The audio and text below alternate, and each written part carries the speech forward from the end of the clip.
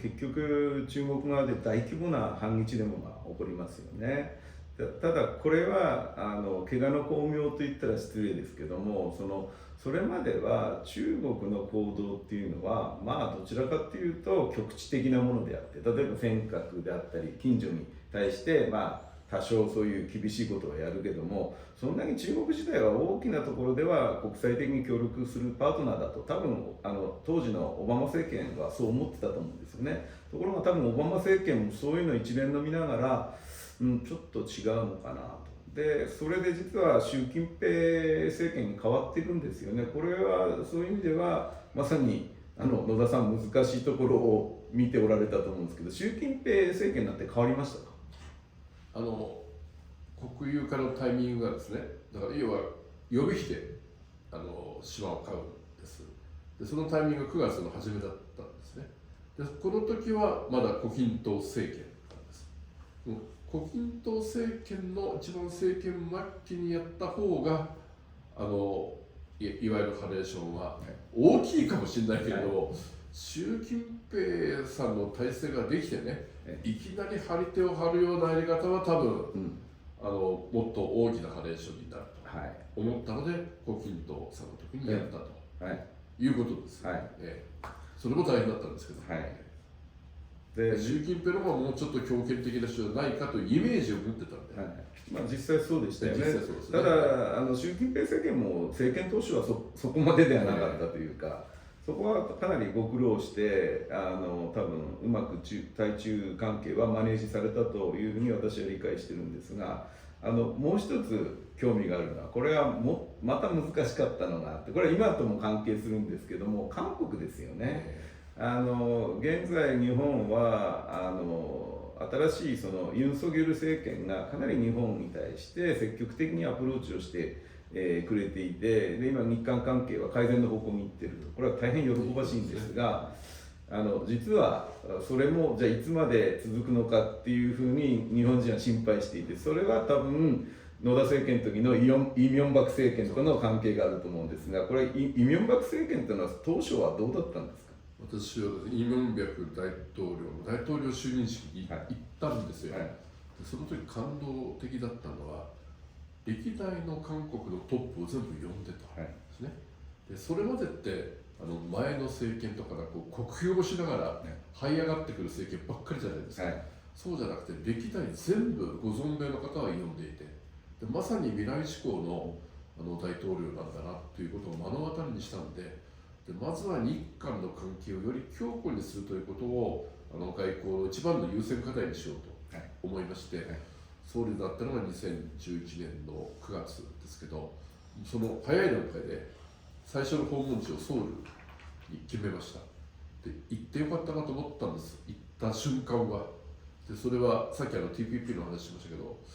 イ・ミョンバクは韓米 FTA ですね。やって、農業団体含めて本当にボコボコに叩かれてたさなかに行きましたけど、彼はやっぱり韓国の国益を考えた時に自分は正しい判断をしたんだという、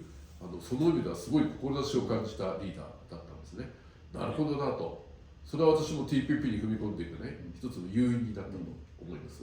でもう一つは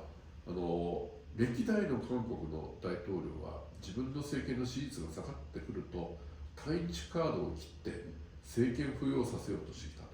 その繰り返しをやってるから日本と韓国というのは未来志向の関係いつまでたっても築けないんだっておっしゃるわけですよ、でその通りですよと言って、でじゃあ我々はそうでないようにしましょうと言ってシャトル外交を提案をして、今度はじゃあイ・ミョンバク大統領日本に来てくださいと言って京都にお招きをしたんです、2ヶ月後なんですけど、そしたらいわゆる慰安婦問題でほとんど全部会談の大半をそれに割くと。で私が行った時は G ソミアとかですね、日韓 FTA とか経済と安保の実務的な話をどんどん進めようとしてたんですが、全然そっちの話出てこないね。でそれは国内でお兄さんのスキャンダルが出てきたり、支持率が下がってきたり、劇的な変化だったんですね。びっくりしました、でその翌年には竹島上陸までやってしまうということなので、今回のユン大統領が岸田さん以上にね日韓関係の正常化に前向きであるということはその通りだと思うので期待したいと思うんですが、何かをきっかけに変わってしまう韓国っていうのは今まで見てきたので、そこはちょっとまだまだ注視していかなければいけないなと思いますね。これもし岸田さんにアドバイスするとしたら何かありますか、自分の経験から。いやー、私も最善を尽くしながらやったのにもかかわらずだったんですから、そうですね、やっぱり2人の個人的関係だけじゃなくてね、やっぱり政権を超えたもうちょっと例えば国会議員同士のコミュニケーション、議員外交とか、そういうので少し厚みを強くしておかなきゃいけないんじゃないかなと思いますが、日韓議連とかちょっと今多少弱くなってますね、かつてに比べると。そのあたりのやっぱり手厚い対応を考えた方がいいかもしれないなと思います。韓国、中国、日本はなかなか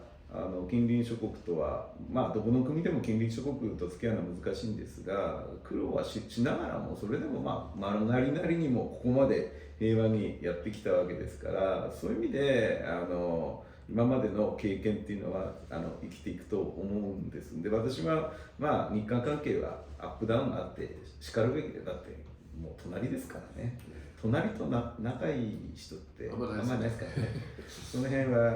だと思いますが、で私としてはもう一度戻るんですが、そのパートナーのアメリカですよね、それと東アジア全体をこう見ていくという、こういう先見はやはり野田政権で相当あって、積極的にその役割を、能動的にその役割を果たそうという動きがあったと思うんですが、この辺り安倍政権とも共通項があるんですが、安倍さんと話したりはしてるんですか。それ直接その話はしないですね。してないですか。私の時は EAS にオバマさんを初めて呼ぶというのがあったんです。で、そういうことでアジア太平洋に まさにコミットさせようとしました。でも残念ながら安倍政権になって最初はオバマさんだけどトランプになって、トランプさんになってから全然 ES は見向きもしないという状況で、バイデンさんがこの間言ってましたね。で岸田さんがどこまで意識してるかどうか分かりませんけども、ぜひもっとバイデンさんを、コミットさせるという動きをやった方がいいと思うんですね、労働的にですね。ただイーストアジアサミットは弱いのは、要するに関税を下げるという交渉ではないので、つまり TPP みたいに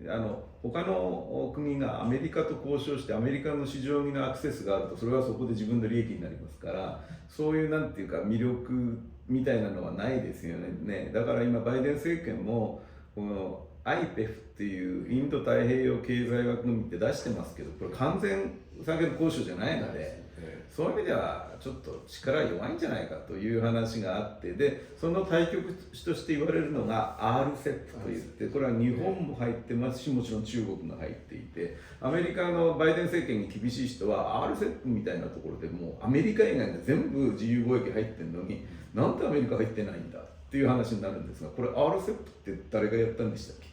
これ2012年の11月野田政権からやらせていただきました。知ってて聞きました。TPP と RCEP と、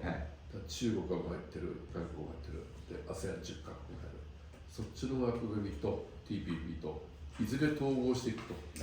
いうようなやり方によって、アメリカも中国も入ってる、これが一番の理想形だと思ってましたね。でいわゆる貿易のルールとしては TPP のはちょっと次元が高くて、RCEP のは少し緩いところがあるんですが、それをだんだん調整しながらと思ってたんです。で両方入ってる日本というのがやっぱりここが一番のね醍醐味だったんですね。で今もこれは戦略的に生かせるポジションだと思いますね。そうですね、中国も TPP に RCEP に入りながらも TPP に入り上がってきている。ただ TPP の条件をちゃんと中国が飲むかどうかを日本が試せばいいわけですから、地政学上の理由で排除するんじゃなくて、まさにルールを守るんだったらウェルカムだよということで、まさにそれやったら中国のすごい経済改革になるわけですからね、そういうことを念頭に置きながら、で一方でアメリカはずっと不在じゃこれやりにくいんで、中国との交渉をしながらアメリカに早くカムバックする、そして TPP だけではなくて RCEP も一緒にやっていこうという動きをアメリカにもしてもらう、で RCEP にインドに入ってもらうと言うことによってインド太平洋が完結するんですよね。そうですね、そこまで持っていきたいですよね。はい、インドは残念ながら RCEP ギリギリまで交渉したんですが、まあ、これはもうインドの国内事情ですよね。産業、やはりまだまだモディ政権は守んなくちゃならないんで、ちょうどインドの話が出ましたので、ちょっと野田さんはインドっていうのはどういうふうに見て、どういうふうに付き合ってきたんですか？いやこれなかなか捉えどころがないまま行って、そしてそうだな、忘れないならもうね、インドとの関係がインド行った後に社会保障と制度一体改革の国内議論、はい、フラフラだと戻ってきたら、はい、その後フラフラなら5時間またやらされたっていうね、そっちの協力が強いですよね。まあ、ただまさに中国とのいろんな力関係を考えたときにやっぱりインドをもっと活用していくということと、はい、でこの間G7 でインドを招待しましたね、はい、あれは非常にいいアイデアだったと思うんですが、G20 の議長国を今やってると、はい、でウクライナの問題でロシアとのウクライナの仲介をできる国っていうのは限られてると思うんですよ、はい、G7 がワンワン言ったってこれは敵対する国だからダメなんで、はいはい、そうすると中間的な国の大国というとやっぱりインドでしょうから、はい、でこうインドを巻き込んでいろんな問題の利害調整をしていくっていうことはこれからもっともっと出てくると思うんで、日本ももうちょっと面的にもっといろんなお付き合いが必要になってくると思うんですね。インドって実は上海協力機構にも入っていて、しかも議長国今年それもやってるので、インドっていうのは本当に、まあ、使い道が大きいって言ったら失礼ですけど、その代わりインドの特徴としては必ずしもアメリカとか日本のラインでは動けませんし、もちろん必ずしも中国やロシアのラインとも動かないと、こういうプレイヤーを積極的に取り込むというのがやはり日本の理屈としてはいいと思うんですが、先ほど安倍さんをねと話しましたかっていうのは実は理由がございまして、安倍さんの、まあ、アドバイザーであり、まあ、実は野田さんのアドバイザーでもあった岡崎久彦さん、元駐タイ大使ですけども、私も個人的にいろいろお世話になってるんで、岡崎さん亡くなられた後のその追悼の会で最初に野田さんが前総理として挨拶をされ、そして最後に安倍さんが駆けつけて現総理として、これはもうまあ両方の中に連続性があるんだなっていうのは私はしみじみ思ったんでお聞きをしたんですが、岡崎久彦さんっていうのはどう見てらっしゃいますか？多分だから安倍、さんも岡崎先生からグランドデザインみたいなものをいろいろと吹き込んでいただいて、僕も吹き込んで別々に教えを請いながら、だからどっかで似てる部分も出てきたのかもしれないなというふうに思いますね。岡崎先生の忘れられないのはですね、2012年の11月の後半の正論で私のことを書いてくれてるんです。でそれはもう、間違いなく次安倍政権だろうと、で民主党負けるだろうという中でも、降雨のエピソードかなんかを、書きながらわずか手勢が28機になっても、剣の従来を期して頑張れみたいな激励文で、もう負けることを絶対に書いてたんですけど、非常に温かい、お言葉だったことを忘れられませんね。国家観をシェアしているというか、国家観っていうのは、まあ、簡単に言っても難しいと思うんですが、それを多分岡崎さんはその国内政治の対立している軸が違う人たちに共通に持ってもらいたいと多分思ってたと思うんですね。でその意味でおそらく岡崎さんがやろうとしたことは正しくて、つまり自民党政権、民主党政権どっちも最低限の国の大事なものをシェアして、それを次の世代にということだと思うんですね。でこれが実はですね、これは実は私の父の渡辺幸三といって、これやはり大変野田さんにもお世話になった国会議員長くやってたものが、亡くなった後に実は野田さんはじめ前総理みんなに発起人になっていただいたり来ていただいたりして、その時に実は野田さんが非常にありがたい優しいメッセージを送っていただいたし、あるいは安倍前総理の葬儀の際の野田さんの言葉もこれはもう大評判になって、つまり私はこれは共通のあるのは温かい気持ちだ。もう一つは国家を担うという意味での国家観を共通に持っている使命感みたいなの、こういうことを実は感じた取材なんです。ありがとうございます。伊藤博文以来、130何年経って総理大臣経験者って64人なんですよね。でそのやっぱり数少ない経験者のやっぱり重圧とか孤独感とか共通体験があるからでやっぱりそこはやっぱり国家間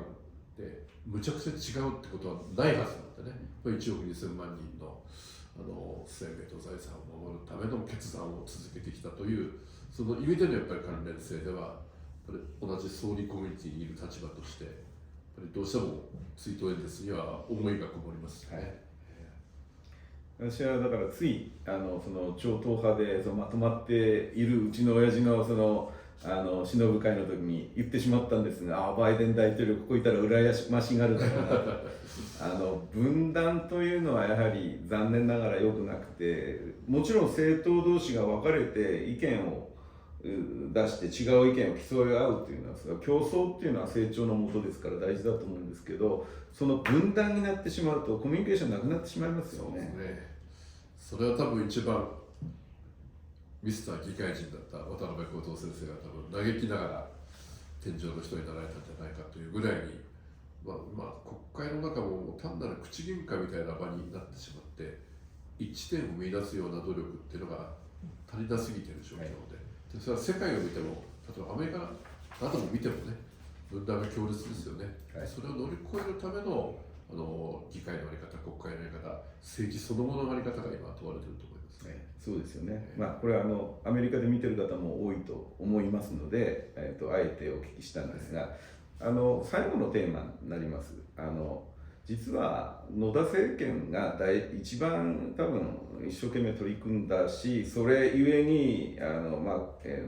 反発も多かったのは多分財政の問題だと思うんですね。でここが実は野田政権とその後の安倍政権との違いでもあったし、実は今も世界中でこの話というのは課題であって、先日もアメリカで、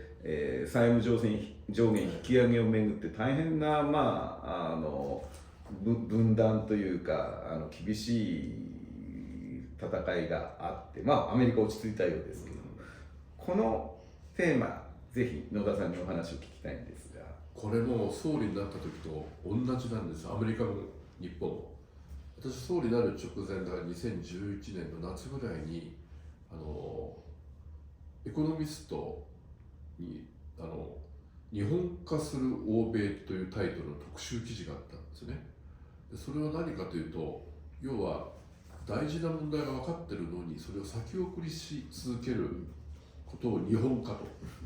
言ってましてね、でまさに財政の問題がその通りだと。で一方でその時にね、イラストが出てて、日本化という表現をしたイラストがね、オバマ大統領が和服を着てるんです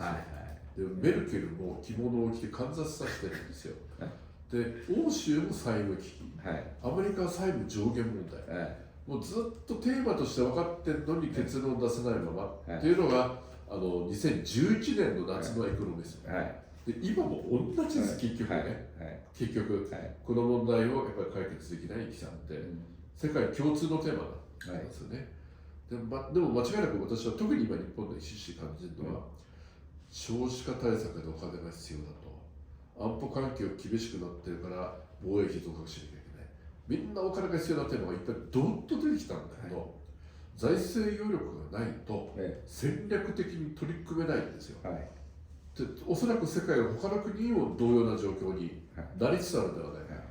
一番深刻なのは日本だと思いますね。だからどうしてもやっぱり財政健全化の道筋をたどっていくというのがこれから避けて通れないだろうというふうに思います。そうですよね。こ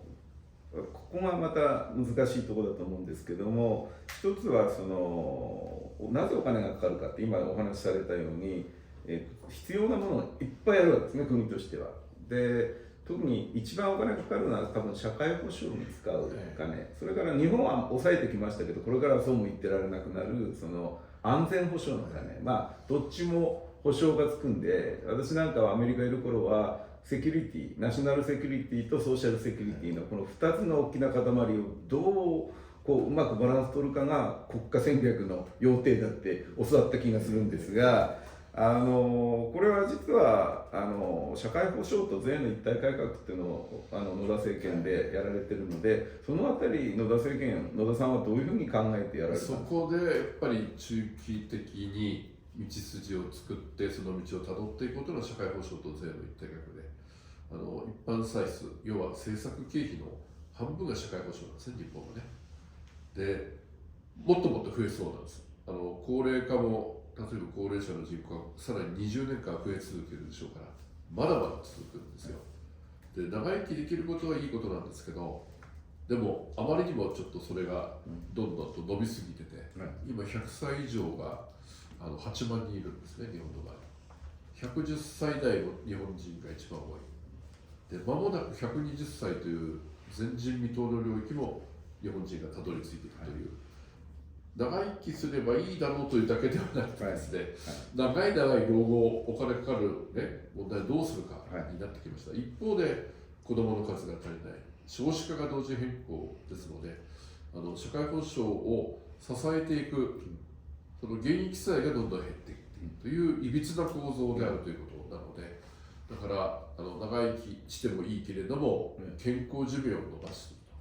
ということと、支える世代の社会保障も必要で、子育ての支援とか、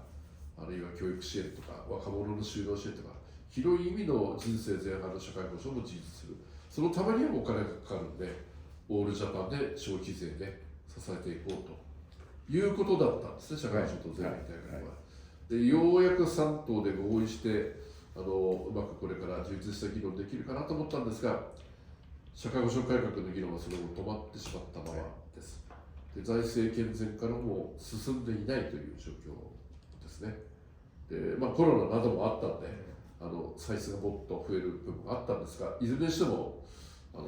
財政健全化から程遠い状況になっているということなので、もう一回その再構築をしなければいけないだろうと思います。でおそらくその再構築の際に多分話として必ず出てくるのが、じゃあその借金をうまく例えば税金を増やして賄うっていうのがあるんですが、成長しないと経済が儲からないとなかなかうまくいかないと。でアベノミクスっていうのは多分それをやりましょうって言って、ただあまりうまくいかなかったとは思うんですが、残念ながらこの成長戦略っていうのは野田さんはどういうふうに考えてらっしゃるんですか？財政健全化のために必要なものってのはやっぱり成長と歳出改革と増税の3つですね。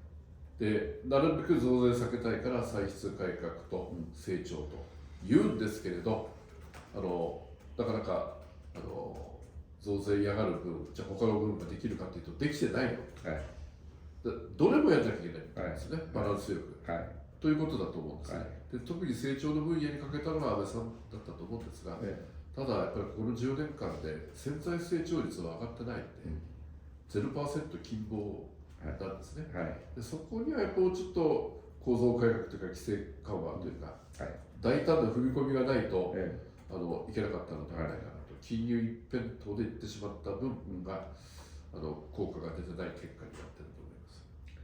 思います。おそらくさっき最初に話したテーマで TPP とか RCEP とか、次自由貿易協定で特にこの日本と近いアジアの国との経済が自由化されれば、それは実は成長戦略なんですよね。日本は人口減ですから、マーケットは縮んでいくじゃないですか。だとすると、これから元気が出てくる地域がいっぱいあるんじゃないですか。中間層が増える地域、でそこにどんどんとやっぱり出向いていって商売をするということがやっぱり一つの成長の鍵だと思うんですよね。いやもうまさにそういう、これからは国を開いてというのは多分野田政権が始めて、で安倍政権もそこは踏襲したわけで、これは共通なものがあると思うんですが、最後の最後なんですけども、じゃあその東南アジアとかアジアの地域とかで基本的に豊かになるためには安定しなくちゃならない。その中に例えば海が例えば東シナ海、南シナ海、こういうところが争いの場になって、あるいは自由貿易がなかなかできないような、例えばですね、今みんなが心配している台湾海峡で有事があれば、これは海の交通止まるわけですよね。そういう意味で海をどう使うかと、